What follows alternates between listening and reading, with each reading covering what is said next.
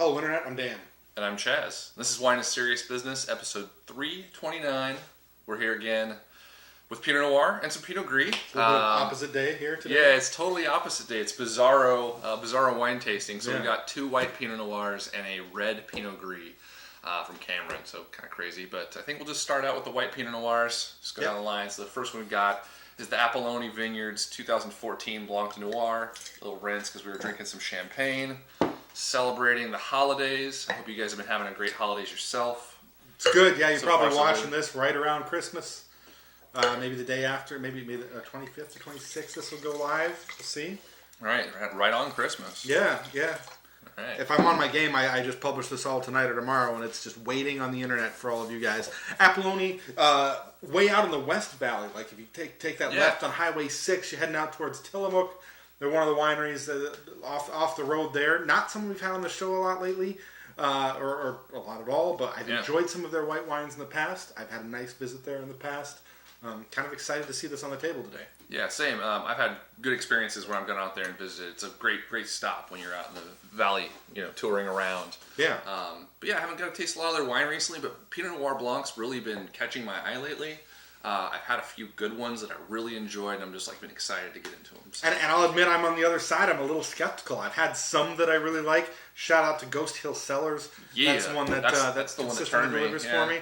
But a lot of times they kind of let me down. So I'm a little skeptical. But we'll see. These are both new to me. So Okay. let's see where they go. It's 14. 14, yeah. Fermented in stainless steel. It says off there. Yeah. Our famous. If it weren't for us, you'd have to read the bottles yourself. Yeah, same back label. Kind of a light nose, but getting a little bit of pears, a little bit of apples on there. Yeah, see the pear apple thing. Maybe even a hint of sort of lemons, like a lemon zest. A little bit of leaves, like bread crust or something there. Agreed. One thing I like about Pinot Noir Blancs that they sort of have that aroma and sometimes the flavor of Pinot Noir, right? Like you've got a bit of that like red fruit, and this one doesn't really have any of that red fruit. Like this is definitely more like apple, on the nose, pears, anyway. on the nose. Yeah, sorry. So this is definitely more like a white wine sort of geared. Yeah, if you blinded me on it, I'd guess Chardonnay. There you go.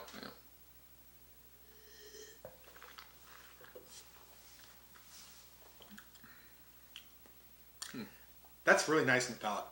And I think, Wow. yeah, if you remove the visual association, I think it does feel more like Pinot Noir. A little bit of that bread crust flavor coming in late. The red fruit flavors are there, but they're light. It's like lighter strawberries, lighter raspberries. Good cherry, yeah. But we like that in Oregon Pinot Noir, right? Even in full-on red ones, the lighter, the acidity is present and kind of strong. Not too strong. It's present in a major part of the presentation on the palate, but it's not overwhelming at any point. It's pretty mellow. Yeah, I agree. Like there's like really a sort of tart, almost underripe red fruit flavors going on in here. A hint of that sort of citrusy, like grapefruity Totally. thing that you sometimes get in Pinot Noirs going on as well. Nice acid on the tail end, right? Like taste is really kind of a nice. I should say it's a really nice white wine. Price? $18 or something like that. Sub 20? Sub 20. I was gonna say if this is sub 30, this is definitely a buy. I think. Yeah. At sub 20, I think it was like right around 20. oh man, that really Right delivers. below, yeah. Because it's got that little bit of richness and it's got a little bit of that crisp fruit. It's intellectually engaging, and I think it's not super complicated, right? No. It's not going to stand up against $40 bottles, but at half the price, boy, it really does the job well. I feel really good about this. There's like a tart acidity in the finish that is just absolutely fantastic. Oh man! All right, No. all right. So the next one we're gonna drink is the JK Carriere glass. Yeah. Glass. Yeah, looks like glass. It is the Willamette Valley White Pinot Noir. White Pinot Noir? I don't know. This looks more like a rosé almost. It does, yeah. And it's sold in the rosé section of all supermarkets, so it always makes me wonder, right? It was 2015. Yeah.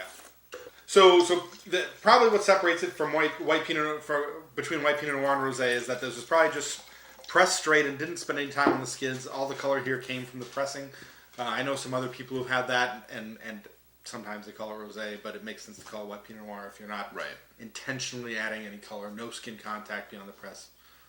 I don't think I've seen a white Pinot Noir as well that didn't have sort of that tinge. You know what I mean? Little like bit, that little bit of like rose color to it. I mean, even the Apolloni has it to a small degree. Right. It's darker than you're expected for white wines. So Right. yeah, a little more color here. A lot more earthy and a little funky on the nose here. Yeah. And they said this was barrel fermented, where this is a stainless steel wine too, and I think That makes sense. That contrast definitely shows. Yeah, it's almost got like the sort of like forest floor earthy aroma that like Pinot Noir has. It's kind of crazy. Yeah. Definitely White red Pinot Noir. Yeah, definitely like earth driven too. Like I'm getting a little bit of red fruits going on there. Yeah, a little bit of strawberry, raspberry. Yeah, something. a little bit of ripe pear, but it's much more of an earth driven nose than fruit. Yeah, interesting.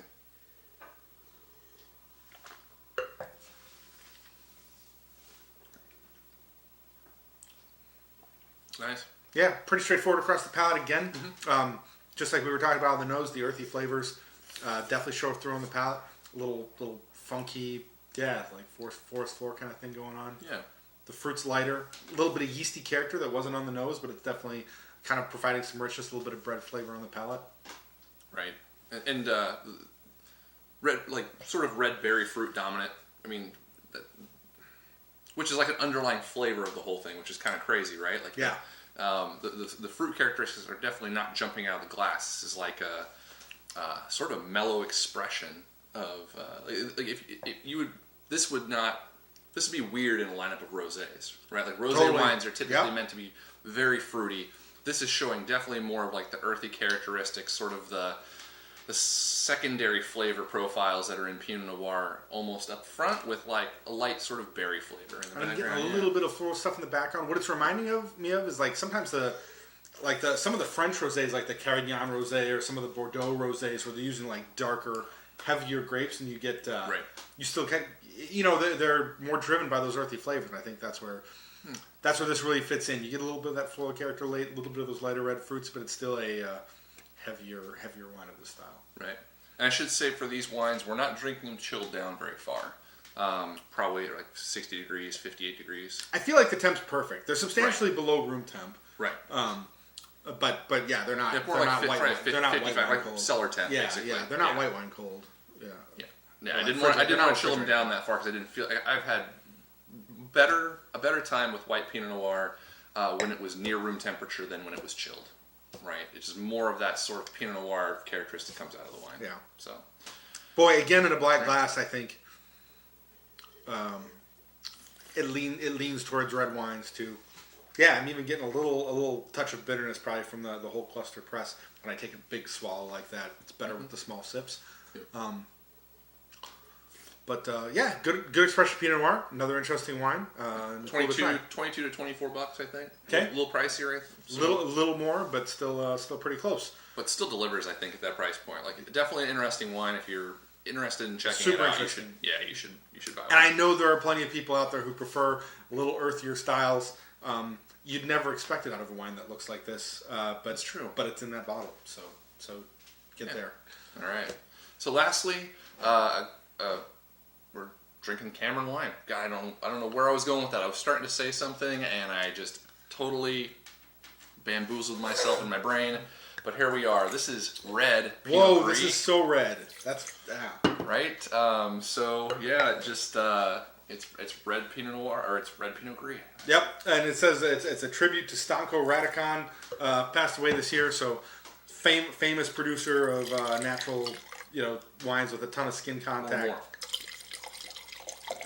Okay, I got nowhere to be after this. Chaz is going good. We're at his house. Looks like we're gonna have a change of scenery on Wine to Serious Business pretty soon here. I have to move. Yep. So some more shows at my house. Yep. Say farewell to the mixer. Yep. The floor mixer that's been there since we moved in. But those of you who've been with us for a long time know change of scenery. Show's still good. So talk about red Pinot Noir. Or no, red Pinot Gris. Whoa. This is definitely the darkest Pinot Gris I've ever had, right? This is the darkest I've had Pinot Gris. some great orange wines, but nothing this heavy. This looks like a true red wine. It looks like a 2011 Pinot Noir almost. Right? But as soon as you smell it, something different's going on, right? Oh, yeah. That smells, that's a little tart on the nose, got some earthy character here, probably a little bit of... It only smells. matte. Yeah. Jeez. It's got that sort of soury smell that I've smelled on like, what's that natural winemaker that in Italy that David really likes. Had some really funky wines from a guy named Frank Cornelison. Yep. And while not on that sort of level of just sheer wild aroma, this has got some of those sort of sour, high acid aromas in the nose. So yeah, a little bit of floral, a lot going on. Reminds me of wines like that as well. It's got sort of like dried cherries, maybe even a hint of like sun-dried tomatoes, Some sour plums a little bit. Yeah, sour plums.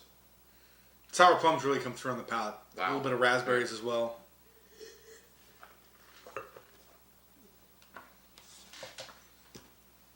David Paris is gonna, if he sees this, he's gonna try this wine. He's gonna tell me I'm dog shit. You are. He's Yeah. You're an idiot, Chad. This is nothing like those wines. But I'm kind of with you. Like I think I've only had one, but I kind of get the comparison. Right. On the palate, though, however, it's nothing like them. Like there's more of a fruit characteristic to this wine than those wines. Those wines are definitely like earthy and like almost pickled and just just all over the place. This is like actually got a really nice fruit expression.